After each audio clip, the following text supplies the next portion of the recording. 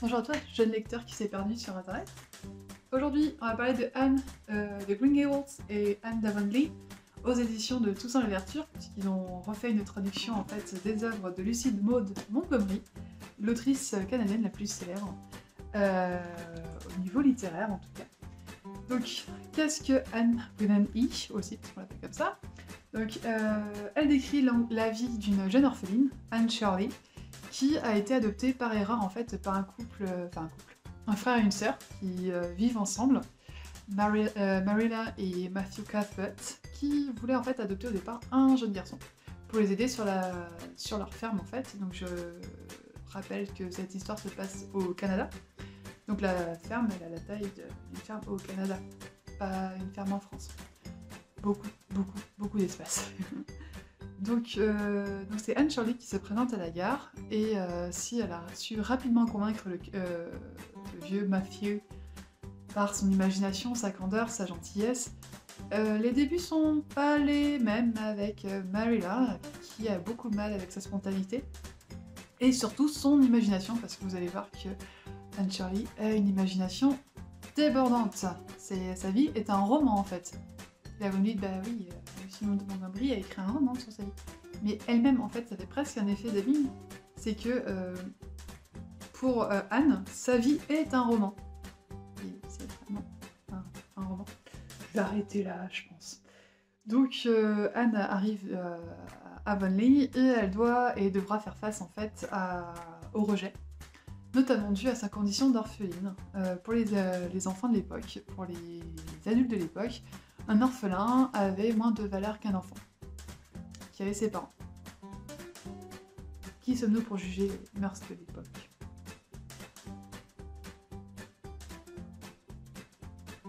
Hein? Donc sur Netflix, par contre, on retrouve l'adaptation du premier tome, donc Anne de Green Gables, qui s'appelle Anne with an E, donc Anne avec un E, pour ceux qui n'aiment pas forcément l'anglais. Et cette adaptation se déroule en 3 saisons. 3 saisons de une dizaine d'épisodes, et chaque épisode fait à peu près 1 heure. Voilà. C'est une série plutôt sympa, on retrouve tous les thèmes abordés dans le livre. Donc la condition de vie des orphelins, la condition des femmes aussi, et ils en abordent d'autres aussi que j'ai trouvé très intéressants, comme le racisme. Alors le racisme c'est très très léger, mais c'est surtout en fait la cohabitation avec les Amérindiens au Canada. Parce qu'on parle beaucoup des Amérindiens et leurs conditions de vie aux États-Unis, mais il faut pas oublier qu'au nord il y a le Canada et qu'ils y étaient aussi. Enfin, ils étaient même sur toute l'Amérique. Voilà, donc on verra ça plus tard. Les personnages sont hyper attachants. L'actrice qui joue Anne Shirley, elle est juste géniale. Elle est Anne Shirley. Elle le joue pas, elle est juste physiquement, ouais, elle vit Anne Shirley, quoi. C'est vraiment sympa. On voit bien son alchimie avec celle qui joue sa meilleure amie. Donc la meilleure amie, c'est Diana. Je lis en même temps parce que j'oublie un peu les noms, je suis désolée. Diana Barry. Et on voit encore aussi une belle alchimie avec celui qui joue son meilleur ennemi, donc Gilbert Blythe, qui est interprété donc par Lucas Jade Zuman. Voilà, donc c'est vraiment une bonne série sympathique. J'y reviendrai à la fin quand je donnerai mon avis. Mais ouais, vous pouvez y aller, j'allais dire les yeux fermés, mais c'est pas pratique pour regarder une série de regarder les yeux fermés. Voilà. Je vous avais dit que j'avais un humour douteux.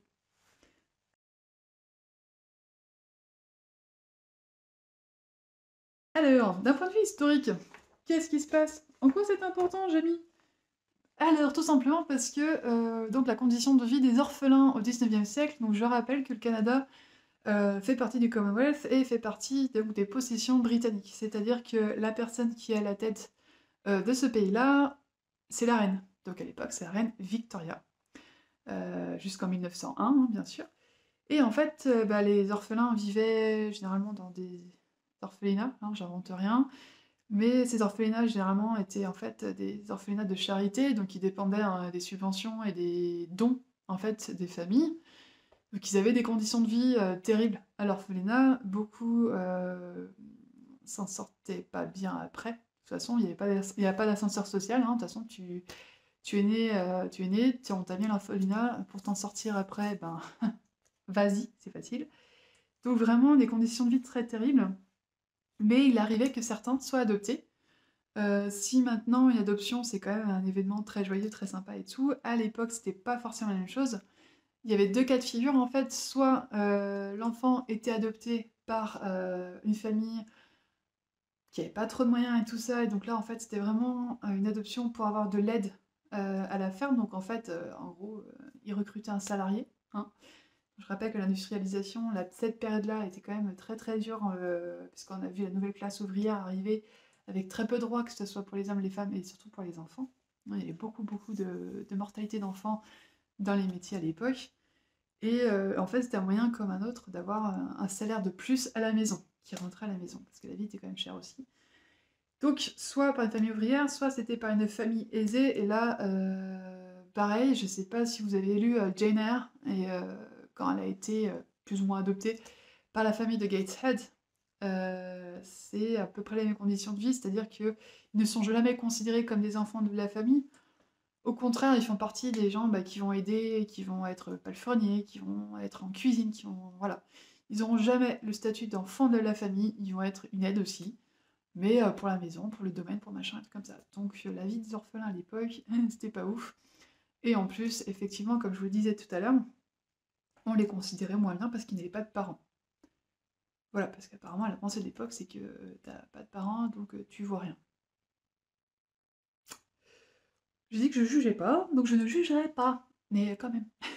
Donc la condition des femmes, le personnage de Dan Shirley est un personnage très féministe qui veut s'émanciper, qui veut vivre autre chose, qui veut vivre une vie d'aventure aussi, et qui veut un petit peu sortir du carcan dans lequel on enferme les femmes, c'est-à-dire les femmes un peu plus à la cuisine, qui vont aussi à la messe et tout ça, mais qui prennent surtout pas des grandes décisions parce qu'on sait jamais, hein, des fois que ça pourrait révolutionner quelque chose.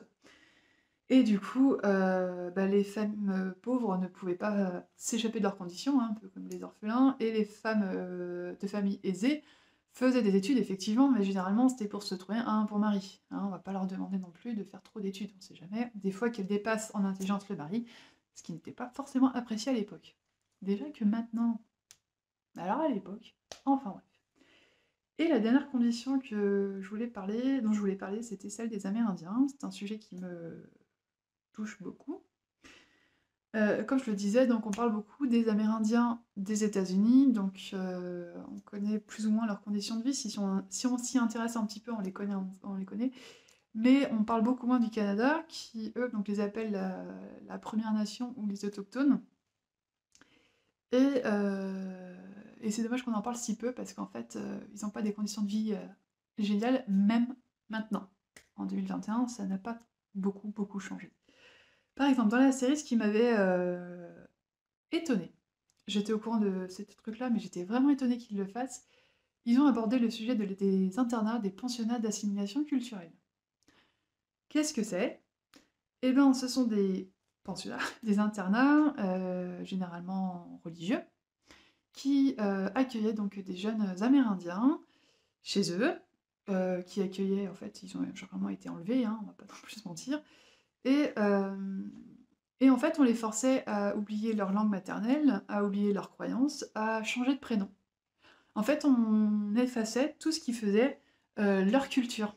Pour prendre la culture, en fait, européenne, parce qu'apparemment c'était celle qui valait le plus la peine, donc la culture européenne avec la façon de vivre à l'européenne, avec le prénom bien christianisé aussi, et en fait, il fallait qu'ils fassent vraiment plus européens que les Européens eux-mêmes, hein, limite. Et ils y parvenaient, selon le degré d'études et tout ça, ils pouvaient s'émanciper et vraiment intégrer la société européenne. Voilà. Donc ce phénomène-là, en fait, est connu en sociologie, hein. On appelle ça l'acculturation, c'est-à-dire que c'est un phénomène où on va effacer toute la culture, toute l'histoire, toute la langue, même les prénoms d'une personne, pour qu'elle ne puisse pas trop se rebeller non plus, hein, faut pas exagérer, et qu'elle assimile la culture dominante. Donc là, c'était la culture effectivement européenne. Et ça, c'est ce qu'on voit en fait dans la série, où il y a un personnage qui change de prénom, on va lui dire non, tu crois en Dieu, tu crois pas en ton système religieux, tu crois pas en tout ça.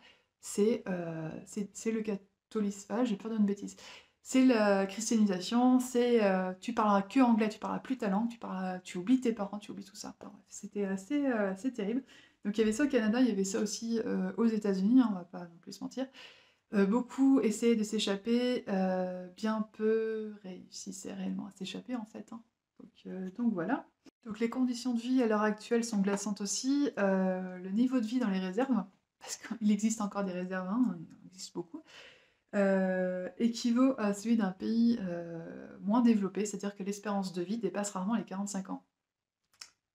45 ans, c'est à peu près l'équivalent de la Somalie ou de l'Éthiopie. Nous parlons du Canada, ou des États-Unis, parce que c'est la même situation. Donc voilà, le taux d'alphabétisation est bas par rapport au niveau du pays, parce qu'en fait, il y a très très peu de moyens qui leur est donné, et il y a très peu de professeurs aussi qui se rendent dans les réserves. La délinquance est très très forte aussi, et en fait, tout ça résulte aussi d'un manque d'aide totale de l'État, qui ne fait pas forcément attention à ce qui se passe. Les Canadiens ont même tendance, j'ai su ça avec une amie qui est au Canada, ils ont même tendance à se montrer les racistes envers les Amérindiens. Donc vous savez, le peuple qui était là avant tout le monde. Voilà. Et enfin, en faisant mes recherches sur les conditions de vie des Amérindiens, je suis tombée sur un article du Ouest France. Oui, du Ouest France. De 2018. Et le titre, je vais vous le lire, donc j'ai ma petite feuille, c'est pour ça que j'arrête pas de regarder sur le côté. J'ai ma petite feuille. Vous êtes prêts? Franchement, accrochez-vous, hein. Au Canada, on stérilise encore de force des Amérindiennes. Voilà. La stérilisation de force des femmes amérindiennes. Donc c'était une pratique des années 1930, hein. À l'époque, ils justifiaient ça en disant qu'il fallait maîtriser le nombre de naissances de la Première Nation. Voilà, et sauf qu'en fait, ils se sont rendus compte en 2017 que ces pratiques avaient encore cours. C'est-à-dire qu'il y a des femmes qui accouchaient et qu'on leur disait pas forcément, on leur demandait leur avis, mais vous savez, sous opium à l'époque, mais maintenant sous péridurale ou autre, si elles étaient d'accord donc de se faire ligaturer les trompes. Elles acceptent parce que il y en a une qui dit bien dans l'article qu'elle pensait que c'était réversible, ce qui ne l'est absolument pas, et du coup, en fait, voilà, il y a des stérilisations jusqu'en 2018. Donc là, j'ai cherché pour savoir si ça a avancé le dossier. J'ai rien trouvé pour l'instant. Mais en tout cas, sachez que près de 100 femmes l'ont subi entre 1970 et 2018, et dont 16 récemment. Voilà, donc c'est vrai que si Anne with an E parle que de l'internat d'assimilation culturelle, de la cohabitation très difficile entre les Amérindiens et les Canadiens au XIXe siècle, c'est aussi intéressant de voir qu'une série comme celle-là, qui est une adaptation, ait osé le faire, hein. Il y a très très peu de séries qui osent parler des côtés un petit peu négatifs, va-t-on dire, de leur pays. J'en connais pas beaucoup, beaucoup, beaucoup. C'est aussi triste quand on s'intéresse au sujet, qu'on fait des recherches, de voir que la situation n'évolue pas ou très très très peu en fait. Et maintenant avec la Covid-19, je vous raconte pas l'angoisse. Enfin.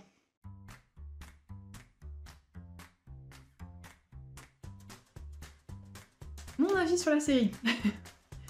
Mon avis sur la série et le livre. Donc d'abord sur la série, j'ai trouvé le début très compliqué. Anne Shirley, le personnage, me fatiguait. Complètement. J'ai déjà eu des élèves comme ça, très... qui prennent de la place, qui prennent machin, qui parlent tout le temps. Et c'est vrai qu'au début, je trouvais ça un petit peu violent. Du coup, j'ai mis un peu de temps à m'y habituer. Et en fait, petit à petit, on s'attache au personnage, parce qu'on voit bien que si elle a autant de vie, c'est qu'il y a quelque chose derrière, et c'est vraiment, vraiment intéressant de voir ça. Les personnages sont ultra attachants, les personnages principaux. Voilà, Marilla et Matthew sont très très attachants, son amie Diana aussi, certaines filles, certains garçons, enfin bref, la série est très sympa. En plus, ce que j'aime bien aussi, c'est que c'est une série qui est très calme et très gentille en fait. Sans tomber dans la niaiserie, hein, parce que comme je vous ai dit, il y a quand même des sujets un petit peu lourds qui sont abordés. Mais ça fait un peu la petite maison à la prairie quoi en fait. C'est vraiment calme, c'est tout doux, la musique elle est sympa, les images sont très très belles aussi, envie d'y aller.